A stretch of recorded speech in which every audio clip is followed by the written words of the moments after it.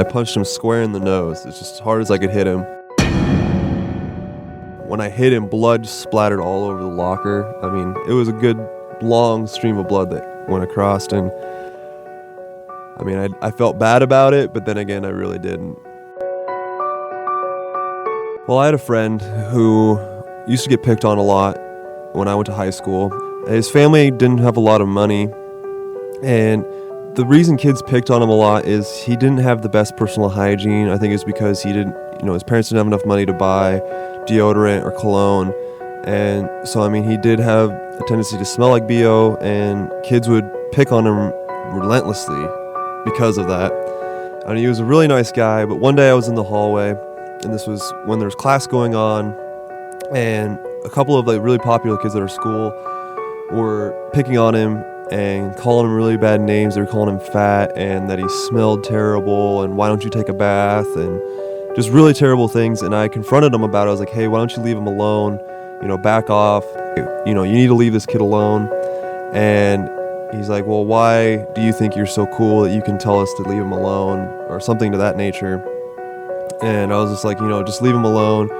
You don't know him. And they just kept doing it. But then they switched it over and started, trying to make fun of me about it, saying, you're just trying to look cool by standing up for him. So, I mean, I just kept going on until finally I had enough of it. And I told him, you either leave him alone or you and I are going to come to blows. And he obviously ignored that, kept saying stuff, and then confronted me about it by saying, started poking me in the chest and just kept going on about how, you don't know who you're talking to, and you're not going to back that up. He was poking me in the chest, and so I grabbed his left hand and flung it back, and I punched him square in the nose. It's just as hard as I could hit him. I mean, I did get in trouble for it. I got called out later into the principal's office. I had to explain my story, and when I explained what happened, the principal actually said, he's like, well, that's not what I've heard from the other end of the story. And so I had to tell the principal, well, no, this is what happened. You can ask the kid that was getting picked on, which he brought him into the office, talk to him about it. And needless to say that, they did find out that the kid that I punched was lying about the whole situation, and that he was bullying the kid, and that I was just there to stop the incident. And so I didn't get in a lot of trouble, but I did get in trouble for not alerting the teachers about it, and that I handled the situation myself. Needless to say, I'm not promoting fighting at all, but it did stop that person from ever picking on my friend ever again. It was definitely very spur of the moment. I mean, I'm definitely not a violent person. Just in the spur of the moment that day, I don't think I'd change what I did.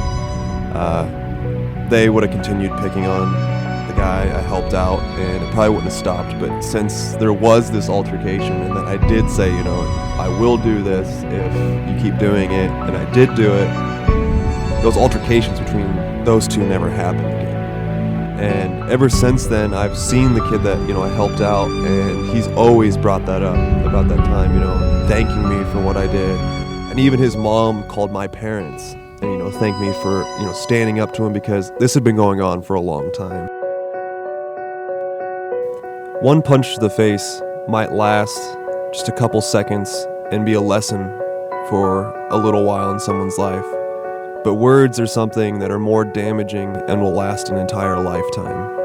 And this is one thing that I saw my friend John go through for many years, is that he was picked on relentlessly by kids of all grades, and that he was treated unfairly. And this, would last him his entire life. He will always remember probably high school and going to school as a bad time in his life. When I punched that kid, I wasn't thinking about, I hate this kid, or I don't understand what you're doing.